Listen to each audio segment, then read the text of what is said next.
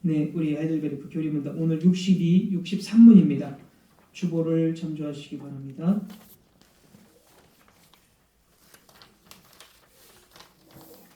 62, 63문 오늘 제 24주일이고요.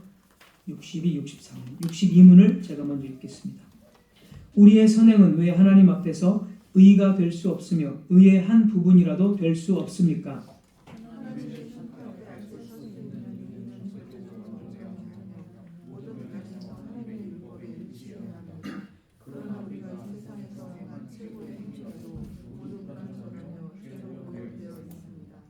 (63문) 하나님께서 우리의 선행에 대해 이 세상과 오는 세상에서 상 주시겠다고 약속하시는데 그래도 우리의 선행은 아무 공로가 없다고 할 수 있습니까?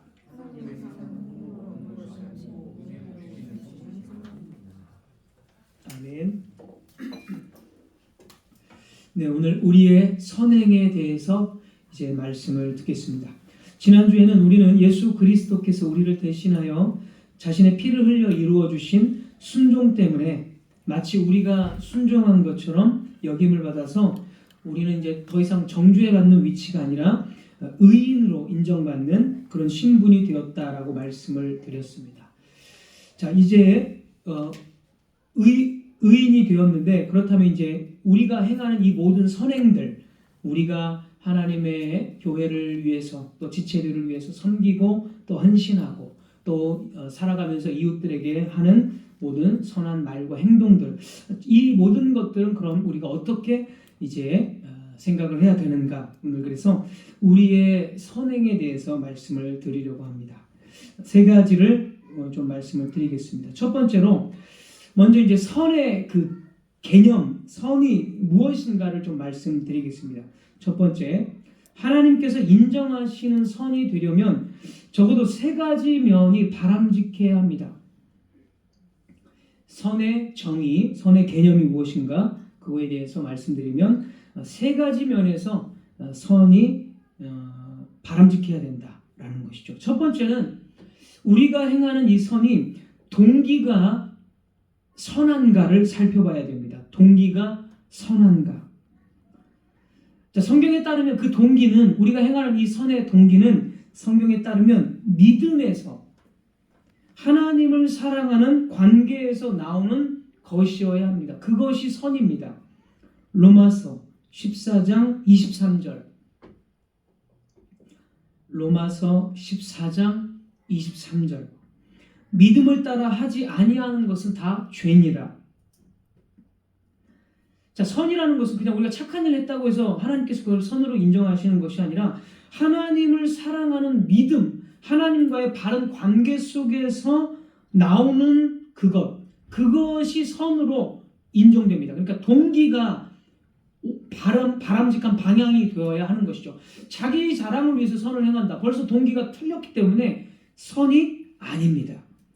동기는 오직 믿음, 하나님을 사랑하고 이웃을 사랑하는 그 관계 속에서 나오는 동기, 그 동기가 선으로 인정됩니다.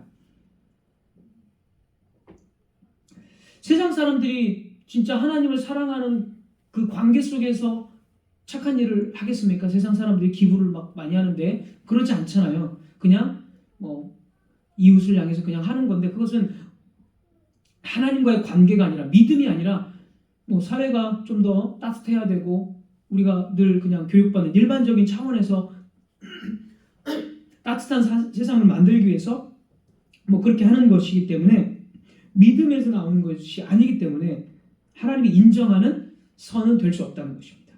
자, 두 번째는 선이 되기 위해서는 첫 번째 동기, 두 번째는 기준입니다. 기준이 분명해야 됩니다. 자, 그럼 선의 기준이 뭐냐? 그것은 율법에 따라야 됩니다. 율법. 하나님이 명시하신 율법이라는 그 절차, 쉽게 말하면 그 과정이 율법에서 말하는 바대로 해야 된다라는 것입니다. 율법에서 이렇게 이야기하는데 율법에서 어긋나게 뭔가를 했을 때 그것은 절대 선이 될 수가 없습니다. 그래서 죄에 대한 정의는 이전에도 말씀드렸듯이 율법에 있어서 순종이 부족하거나 율법을 어기는 것, 이것을 죄라고 성경은 말합니다. 아무리 좋은 방법이 있고 많은 사람들에게 이익을 준다고 할지라도 하나님의 말씀에 합당하지 않다면 그것은 선이 될 수가 없습니다. 예를 들어서 지금 뭐 그런 목사들이 많이 있는데 동성애를 이렇게 하는 그 동성애자들이 이제 결혼을 좀 주례를 서달라 목사에게. 그러면 이제 자유주의 진영에 있는 목사들은 실제로 주례를 서주고 그렇습니다. 미국에서는 뭐 엄청나게 많이 있고 한국에도 그런 목사들이 있습니다. 그래서 그 사람들의 인권을 위해서 그 사람들이 따뜻하게 받아들여야 되지 않느냐. 그러니까 나는 그 사람 동성애자도 내가 결혼을 인정하고 주례를 서준다. 뭐 이런 식으로 이야기를 많이 합니다. 율법에 어긋나기 때문에 그 사람에게 유익이 되고 어떤 따뜻한 뭔가 관대한 입장에서 무언가를 행한 것처럼 인류애 같은 거, 인간을 사랑하는 마음으로 하는 것 같지만 절대로 이런 것은 선이 될 수 없습니다. 왜냐하면 하나님께서 금지하신 것을 지금 하는 거기 때문에. 그래서 기준에 부합해야 되는데 그 기준은 하나님의 말씀, 율법에 부합해야 그것을 선이라고 할 수가 있습니다. 세 번째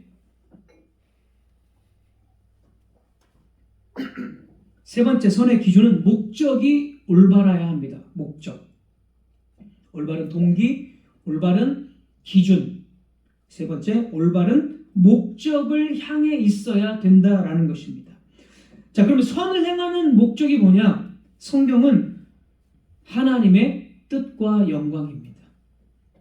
왜 우리가 순종합니까? 그게 하나님의 뜻이고 하나님의 영광이기 때문에 우리가 순종하는 거지, 하나님의 영광과 뜻의 목적을 맞추지 않는 다른 모든 그 착한 일들은 전부 다 기껏해야 그냥 자기가 좋아서 하는 일. 나는 이런 거를 해서 내가 보람을 느낀다. 자기의 보람을 위해서 하는 거고 결국엔 자아실현, 그 정도밖에 되지 않습니다. 자아실현 이런 것을 선이라고 할 수가 없습니다. 오직 동기와 기준과 목적, 이 세 가지 면이 정확하게 하나님과의 바른 관계 속에서 하나님을 목적으로 하는 것, 하나님의 뜻과 영광을 목적으로 하는 것이 성경은 선이다라고 이야기를 합니다. 그래서 불신자가 이 세 가지 기준, 세 가지 동기와 기준과 목적, 이 세 가지 전부를 지금 말씀드린 그런 그 의도로 착한 일을 할 수가 없죠. 불신자가 어떻게 그렇게 하겠어요? 그러니까 불신자가 아무리 돌을 닦고 착한 일을 많이 해도 절대로 하나님은 그 불신자들의 착한 그런 행동을 선으로 인정하지 않습니다. 자, 이제 두 번째로 이게 이제 선의 어떤 기준이라고 제가 말씀을 드렸습니다. 그래서 하이델베르크 교리문답 33주일도 보면 이렇게 말합니다. 그래서 선행이 무엇입니까? 선의 정의에 대해서 하이델베르크 교리문답 33주일 91문 선행이 무엇입니까? 라고 질문하고 그 답으로 참된 믿음으로 하나님의 율법을 따라서 그리고 그의 영광을 위해서 행한 것만 선행이라고 하며 우리 자신의 생각이나 사람의 계명에 근거한 것은 선행이 아닙니다. 제가 지금 세 가지 기준 말씀드렸잖아요. 동기, 기준, 목적. 이 똑같이 하이델베르크 교리문답 33주일이 똑같이 이야기를 지금 하는 겁니다. 자, 이제 큰 두 번째로 이제 교리문답 그리고 성경이 말하는 선이 어떠해야 되는지를 말씀드리겠습니다. 아까는 선의 기준, 선의 정의, 두 번째 선이 어떠해야 하는가, 이거를 교리문답과 성경을 통해서 두 번째로 살펴보겠습니다. 자, 우리 교리문답을 보면 62문의 대답을 보십시오. 62문의 대답 보면 하나님의 심판대 앞에 설 수 있는 의는 절대적으로 완전, 그 다음에 절대적으로 완전, 그 다음에 모든 면에서 하나님의 율법의 일치, 절대적으로 완전해야 되고 모든 면에서 하나님의 율법에 일치해야 됩니다. 아까 드린 말씀의 사실 연장선입니다. 네. 첫 번째 드린 말씀의 연장선입니다. 쉽게 말하자면 하나님께서 우리를 의롭다라고 인정하시기 위해서는 율법의 일부만을 지켜서 되는 것이 아니고, 그리고 그 율법의 일부를 그냥 대충 적당히 지켜서 되는 것이 아니라 절대적으로 완전하게 지켜야 되고, 율법의 일부분이 아니고 율법 전체를 다 지켜야 되는 거예요. 율법 전체, 성경 전체를 다 가지고 선을 행해야 된다라는 것입니다. 그렇지 않다면 이거는 선이 아니라는 거예요. 의가 아니고 의와 선이 같은 말입니다. 제가 같은 동의어로 지금 표현하고 있습니다. 의와 선이. 절대로 의와 선이 될 수 없습니다. 이것이 너무하는 거 아니냐, 가혹하다라고 생각할지 모르지만 이것이 성경의 가르침입니다. 자, 신명기 27장 26절입니다.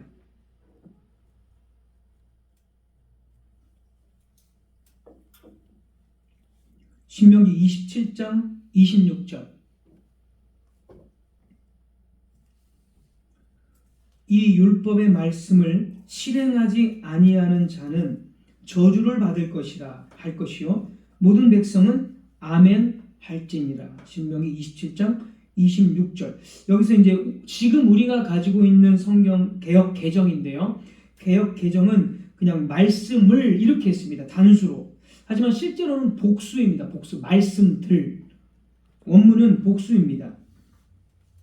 그래서 지금 보는 개역 개정 말고 이전 한글 개역 성경에는 모든이라는 말씀이 있습니다. 모든 말씀들. 그러니까 하나의 말씀이 아니라 모든 말씀들을 지키지 않으면 저주 아래에 있다. 이렇게 말하고 있습니다.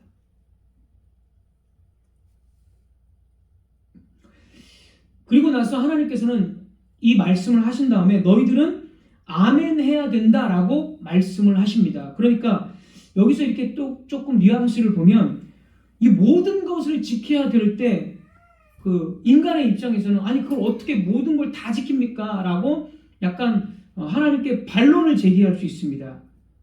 그런데 하나님께서는 그런 반론을 아예 다 미연에 차단하시면서 모든 걸 다 지켜야 되고 너희는 아멘 해야 된다.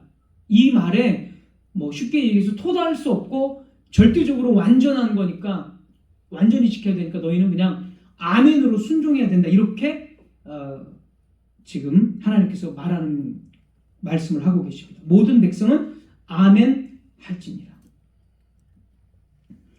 자, 이것을 이제 갈라디아서 3장 10절에서 동일하게 이 신명기 말씀을 인용해서 바울이 이렇게 또 이야기합니다. 갈라디아서 3장 10절.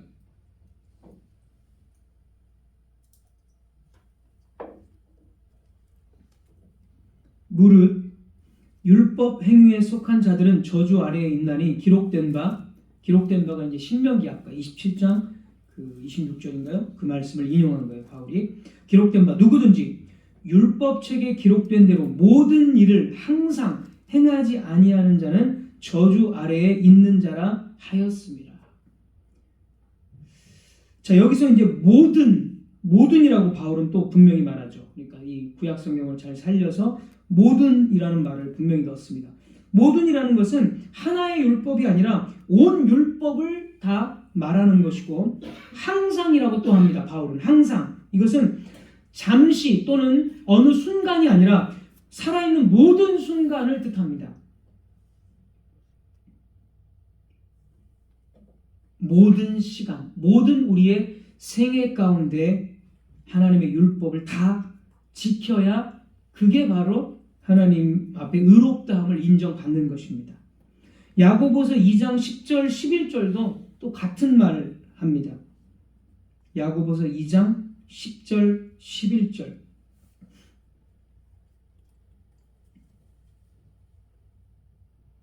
누구든지 온 율법을 지키다가 그 하나를 범하면 모두 범한 자가 되나니 간음하지 말라 하시니가 또한 살인하지 말라 하셨은즉 네가 비록 간음하지 아니하여도 살인하면 율법을 범한 자가 되느니라.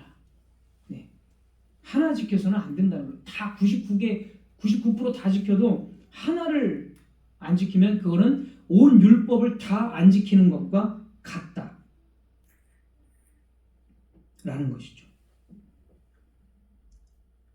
자, 왜 그렇습니까? 율법 전체는 뭘 나타내는 겁니까? 율법 전체는 하나님의 뜻을 다 나타내는 겁니다. 하나님의 뜻을 나타내는 거예요. 근데 90개를 지켜도 나머지 10개를 안 지키면 90개가 하나님의 뜻을 이룬 것 같지만 실제로는 하나님의 뜻은 모든 것은 하나와 같아요. 다 유기적으로 다 연결되어 있는 하나의 통일성 있는 말씀입니다. 그래서 하나를 어기면 사실 전체를 안 지킨 것과 같아요. 왜냐하면 그 하나는 전체를 대변하는 겁니다. 쉽게 말해서 모든 율법은 쉽게 말해서 하나님을 사랑하는 거고 이웃을 사랑하는 거예요. 율법은. 그러면 예를 들어서 100개의 율법이 있다고 가정을 해볼게요.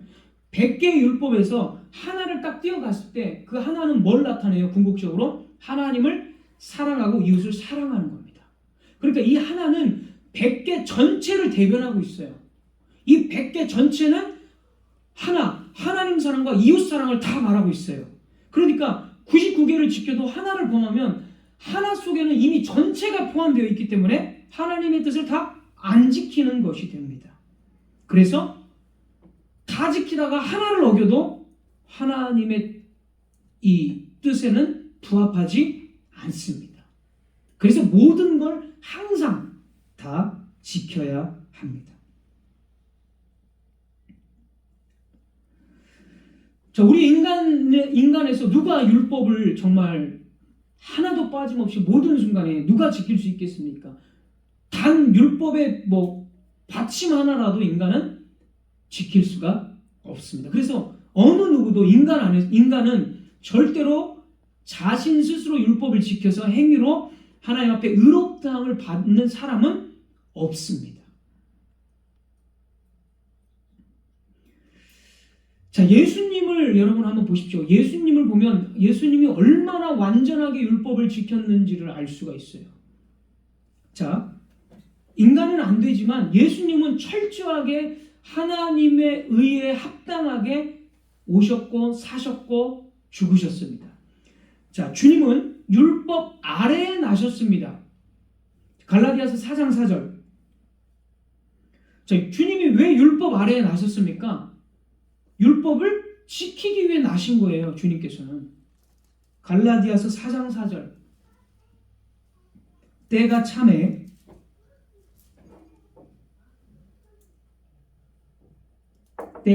하나님이 그 아들을 보내사 여자에게서 나게 하시고 율법 아래에 나게 하신 것은,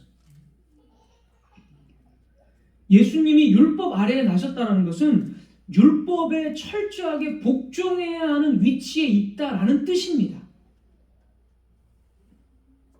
이게 그 말입니다. 철저하게 율법 밑에 있어야 된다는 거예요.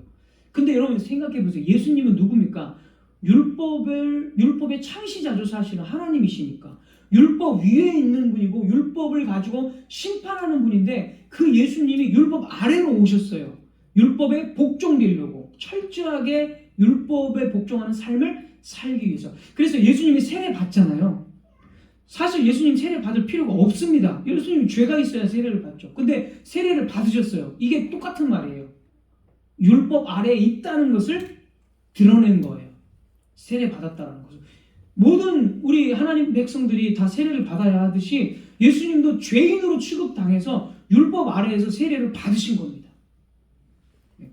이런 차원이 있습니다. 율법 아래에 나셨다라는 것. 그 탄생이. 그리고 우리 주님께서 얼마나 철저하게 율법을 지키셨는지를 우린 그 삶을 통해서 볼 수가 있습니다. 주님께서는 율법의 1.1획도 빠짐없이 순종하셨습니다. 예수님께서 내가 이 땅에 온 것은 나의 뜻을 행한 것이 아니라 아버지의 뜻을 행하러 왔다. 철저하게 아버지의 뜻. 율법의 목적이잖아요. 아버지의 뜻. 철저하게 아버지의 뜻을 이루기 위해서 율법 아래에 오시고 그 모든 것을 하나님 아버지의 뜻에 순종을 하셨습니다.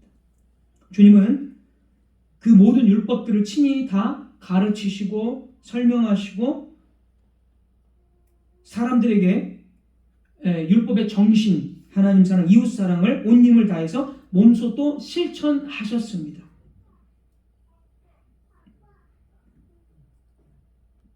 주님께서 그 십자가에서 달리시기 전에 이제 먼저 매질을 당하시고 잡히실 때 아무도 자신에게서 어떠한 잘못도 발견할 수 없으며 자신에 대해서 어떤 고소도 할 수 없다라고 말씀하실 수 있었던 것은 철저하게 하나님의 모든 율법에 완전하게 순종하셨기 때문에 그렇게 예수님께서는 말씀하실 수 있었습니다. 주님은 율법의 어떠한 작은 항목도 범하거나 성취하는 데 실패하신 적이 없습니다.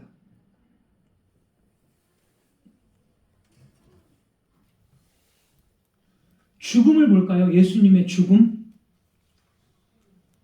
예수님의 죽음도 우리가 율법의 차원에서 또 볼 수가 있어야 됩니다. 자, 예수님의 십자가에서 죽으심을 어떻게 율법으로 우리가 또 율법의 관점으로 이해해야 되느냐?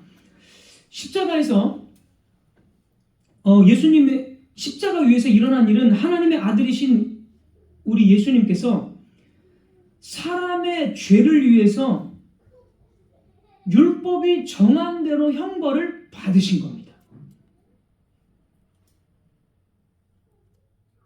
자, 그러니까 예수님께서 십자가에서 죽으신 것은 자기 백성들을 사랑하시고 다 맞는 말이죠. 다 맞는 말이지만 이걸 율법의 관점으로 본다면 자기 백성들이 받을 형벌, 죽어야 되잖아요. 그 형벌은 죽음이잖아요.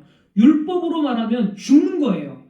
그래서 예수님은 죽으신 거예요. 왜? 율법에 죄를 지은 자는 죽어야 된다라는 형벌이 율법에서 나와 있기 때문에 예수님은 자기 백성들을 위해서 율법이 정한 형벌대로 십자가에서 죽으신 겁니다. 율법은 죄를 규정하며 율법이 선고하는 것은 사형입니다. 사형. 죄의 삭은 사망입니다. 그래서 율법은 하나님께 대하여 죄를 짓고 그분의 거룩한 율법을 깨뜨린 모든 사람에게 필히 사형을 선고합니다. 그래서 율법이 사형을 선고하기 때문에 율법을 성취하는 방법 중에 하나는 죽어야 되는 겁니다. 죽어야.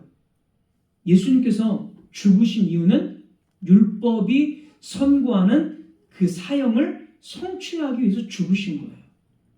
그러니까 그 죽음까지도 율법에 나온 그대로 예수님은 순종한 겁니다.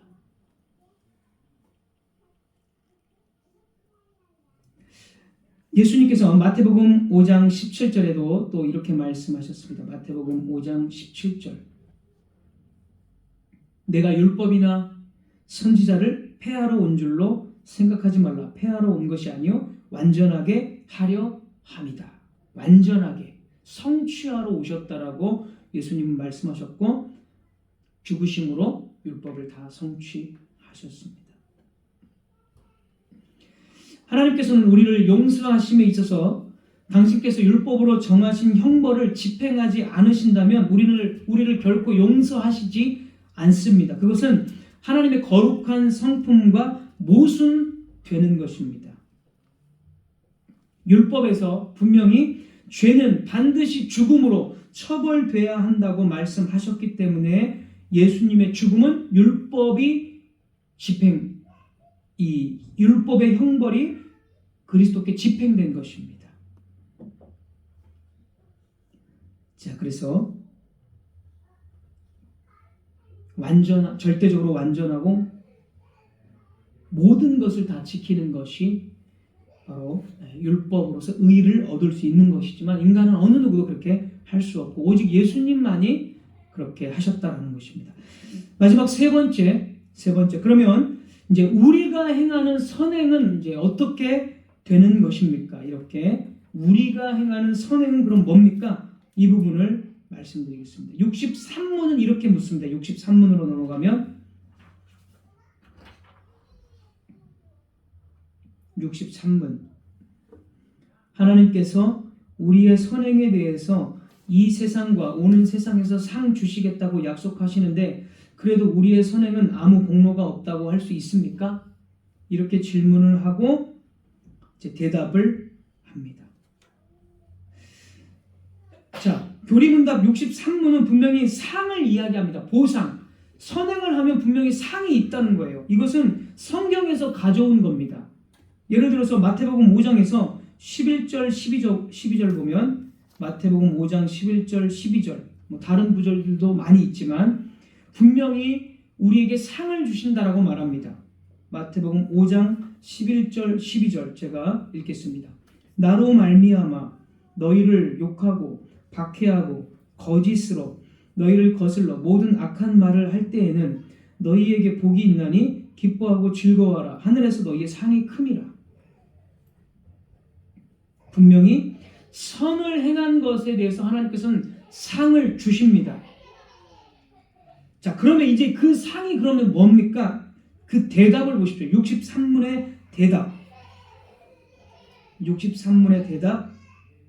하나님의 상은 공로로 얻은 것이 아니고 은혜의 선물입니다.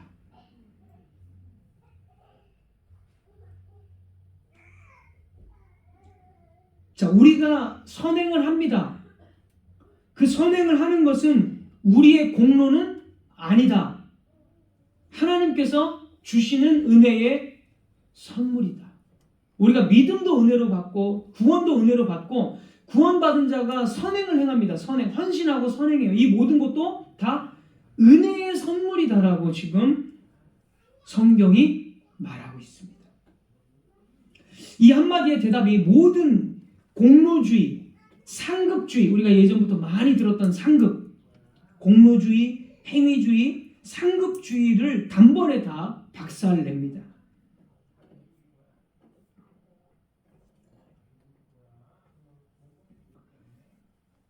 사람들은 죄성이 있기 때문에 내가 이만큼 교회를 위해서 헌신하면 뭔가 하나님께서 내 헌신을 보시고 더 많은 무언가를 갚아주실 것이다 라는 그러한 어떤 것을 기대합니다.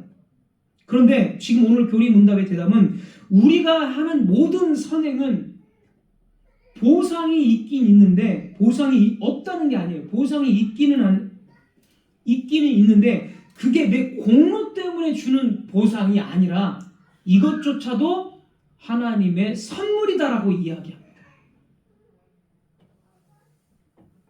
우리는 하나님께서 기뻐하실 만한 어떤 일을 했을 때 어깨가 막 올라가고 목이 뻣뻣해지면서 내가 이 정도 했으니까 하나님께서 나를 이만큼 인정해 주실 거야 라고 생각을 합니다. 그런 생각은 성경적으로 불가하다라는 거예요.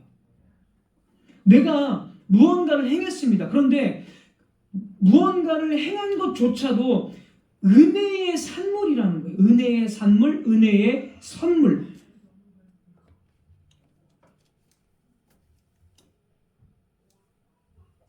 자, 그러니까 쉽게 말해서 이겁니다. 우리가 무언가 선행을 했다면, 우리가 주님의 나라를 위해서 헌신을 했다면 그것은 예수 그리스도의 죽으심과 피의 공로 그리고 성령께서 우리 가운데 역사해 주셨기 때문에 그리스도의 능력, 성령의 능력이 나타난 거지 그게 어떤 나의 공로는 아니다 라는 것입니다.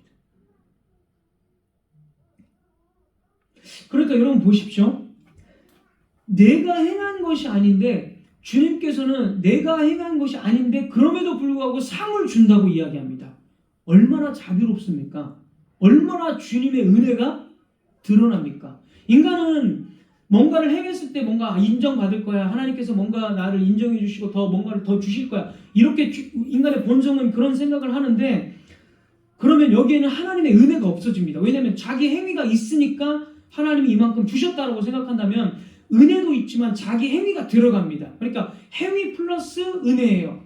하지만 성경이 말하는 것은 내가 행한 것이 아니라 은혜로 행했는데, 그러니까 은혜로 행했기 때문에 상을 안 줘도 돼요. 근데 은혜로 행했음에도 불구하고 상을 주신다는 거예요. 그러니까 처음부터 마지막까지 엄청난 하나님의 은혜가 드러나는 거예요. 이 교리에서.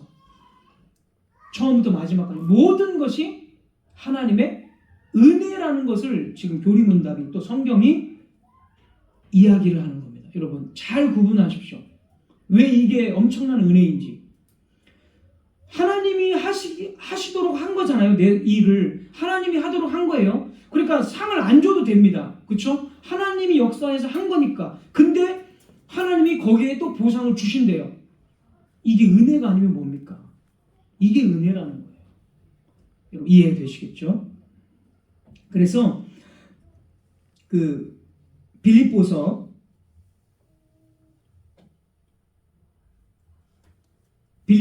보면 제가 그걸 안 적어왔나? 네. 빌립보서 2장 12절 13절일 거예요.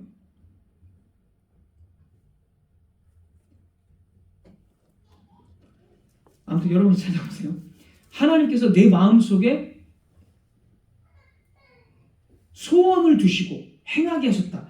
여러분 한번 찾겠습니다. 빌립보서 1장 6절일 거예요. 제 기억에. 빌립보서 1장 6절. 2장 13절도 맞나요? 네. 13절 맞네요. 2장 13절. 예, 맞아요. 1장 6절도 맞고 2장 13절 맞습니다. 너희 안에서 2장 13절 너희 안에서 행하시는 이는 하나님이시니 하나님이죠. 자기의 기쁘신 뜻을 위하여 너희에게 소원을 두고 행하게 하시는 거예요. 하나님께서. 그러니까 하나님이 행하게 하셨기 때문에 선물을 안 줘도 됩니다. 보상을 안 줘도 돼요. 근데 선물을 주신다는 거예요. 자, 1장 6절 빌립보서 1장 6절도 너희 안에서 착한 일을 시작하신 이가 착한 일을 시작하신 이 하나님이시죠. 하나님. 그리스도 예수의 날까지 이루신다. 네.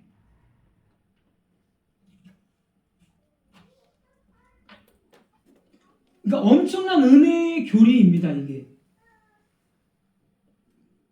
우리가 잘해서 주는 상이 아니라 은혜 안에서 나오는 선물입니다.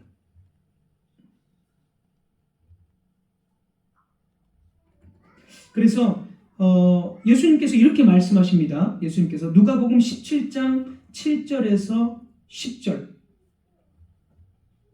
누가복음 17장 7절에서 10절.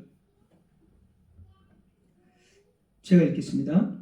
너희 중 누구에게 밭을 갈거나 양을 치거나 하는 종이 있어 밭에서 돌아오면 그더러 곧 와 앉아서 먹으라 말할 자가 있느냐? 도리어 그더러 내 먹을 것을 준비하고 띠를 띠고 내가 먹고 마시는 동안에 수종 들고 너는 그 후에 먹고 마시라 하지 않겠느냐? 명한 대로 하였다고 종에게 감사하겠느냐? 이와 같이 너희도 명령받은 것을 다 행한 후에 이르기를 우리는 무익한 종이라 우리가 하여야 할 일을 한 것뿐이라 할지니라. 종이 있는데 종이 밭 깔고 다 일을 했어요. 그리고 나서 종이 집에 왔어요. 그럼 아이고 수고했다 이게 아니라 이제 주인의 밥을 차려야 돼. 저녁을 다 차리고 주인이 맛있게 먹었습니다. 그러면서 주인이 종에게 명령한 것을 잘 그냥 행한 거기 때문에 종은 내가 이렇게 했으니까 당신이 나에게 감사해야 되고 내가 이렇게 했으니까 뭘 주십시오, 보상해 주십시오 이렇게 말할 수 없다는 거예요. 오히려 자 10절 이와 같이 너희도 명령받은 것을 다 행한 후에 이르기를 우리는 무익한 종이다.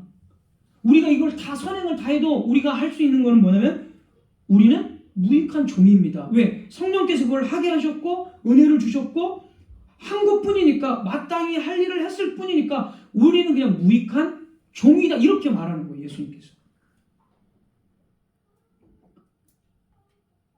이게 가혹한 말씀입니까? 아니에요.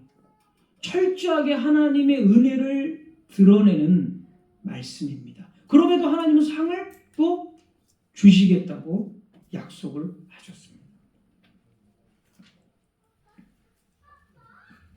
그래서 신앙이라는 것은 나의 나된 것은 내가 아니요. 바울의 고백처럼 나의 나된 것은 내가 아니라 하나님이시다. 하나님이 나를 이렇게 하셨다. 쭉 내가 이렇게 많은 고난도 당하고 많은 사역의 열매를 맺었는데 쭉 내 삶을 돌아보니까 나의 나된 것은 하나님의 은혜다. 바울이 지금 고린도전서 15장 10절 그렇게 말하잖아요. 이겁니다. 신앙이라는 것이.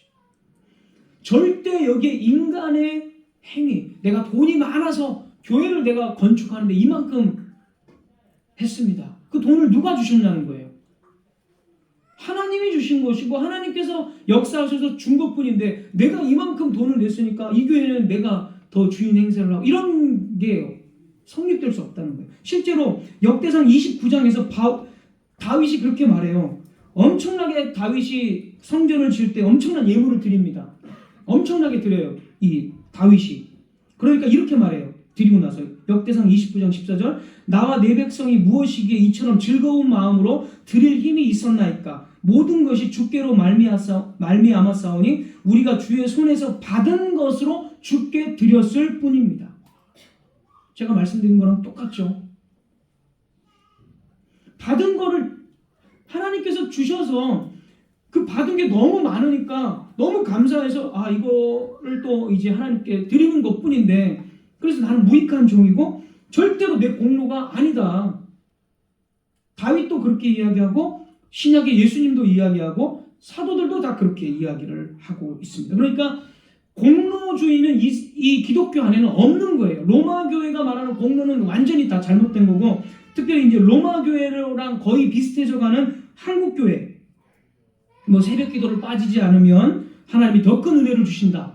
뭔가 굉장히 은혜로운 말 같고 신앙을 자극하는 말 같지만 다 공로주의예요. 공로주의. 그렇게 해서 진짜 특별 새벽 기도하면 막 사람들이 모이잖아요. 절대 그런 거에 반응하는 게 아니라 예수 그리스도 복음에 반응하면서 그게 어떤 헌신이고 그게 신앙이지 새벽 기도 빠지지 않고 나오면 여러분 자식들이 잘 되고 여러분 은혜를 더 많이 받습니다. 벌써 내가 그렇게 행하면 공로로 은혜를 받는다라고 말하는 거는 다 이게 로마 가톨릭이고 성경은 절대 그렇게 이야기하지 않습니다. 교회에 충성하면 하나님이 나를 더 의롭다고 보상해 주실 것이다. 미묘한 차이지만 전부 공로주의입니다. 천국을 계급화해서 이 땅에서 헌신하고 봉사하면 그만큼 천국에 더 높은 위치에 있다. 많이 들었잖아요. 말도 안 되는 겁니다. 부흥사들이 막 하잖아요. 천국에 10층짜리 황금의 집에서 산다. 다 거짓말이다. 거짓말. 그리고 막 꿈에서 천국을 봤다. 죽었다가 살아났는데 천국을 보고 왔다. 그냥 다 100% 거짓말이네. 들을 가치가 없어요. 누가 더 전도를 많이 했느냐 해서 전도 많이 하는 사람이 천국에서 왕이다. 다 거짓말입니다. 거짓말. 그런 게 어디 있어요. 성경적으로 맞지가 않는데.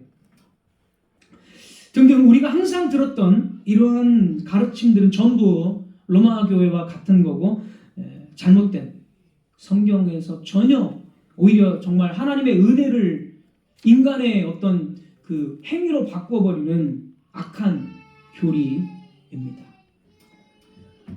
로마서 11장 6절 로마서 11장 6절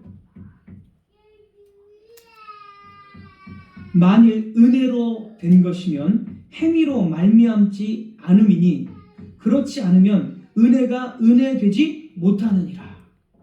자, 행위가 들어가면 은혜가 은혜되지 못한다. 쉽게 말하면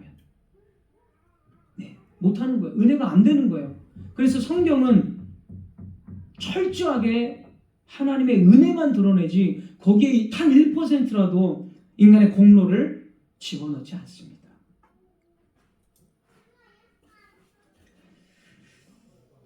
이거를 여러분 철저하게 기억하시고 분별하시고 저와 여러분이 주님 앞에 헌신하고 이 주일 예배를 드리면서 정말 지체들을 위해서 또 이 교회가 보존되기 위해서 헌신하는 모든 것들은 하나님의 은혜로 말미암은 것이고 그렇게 은혜로 말미암았음에도 불구하고 하나님은 거기에 선물까지 은혜의 선물까지 보상까지 주십니다. 그러니까 엄청난 은혜 위에 또 은혜가 더해지는 것입니다.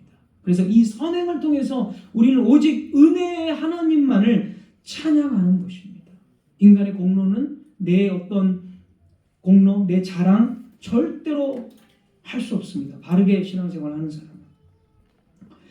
신앙생활에서 우리의 헌신과 봉사는 은혜에 대한 반응일 뿐 그것으로 하나님께 무언가를 얻으려고 한다면 그것은 은혜를 부인하는 것입니다. 신자는 자신에게 있는 모든 아름다운 것들이 우리 구주 예수 그리스도께서 행하신 것을 고백하는 사람이고 그 예수 그리스도만을 자랑하는 사람, 그 사람이 바로 신자, 성도입니다. 그리고 그렇게 헌신했을 때 은혜로운 상을, 보상을 받았다 할지라도 그 상 절대로 공로가 아니라 하나님께서 더 은혜 위에 은혜로 주시는 선물임을 우리는 고백하면서 살아가야 합니다. 이 말씀을 꼭 붙들고 정말 은혜의 교리를 찬양하는 저와 여러분들 되시기를 주님의 이름으로 부탁을 드립니다. 기도하겠습니다.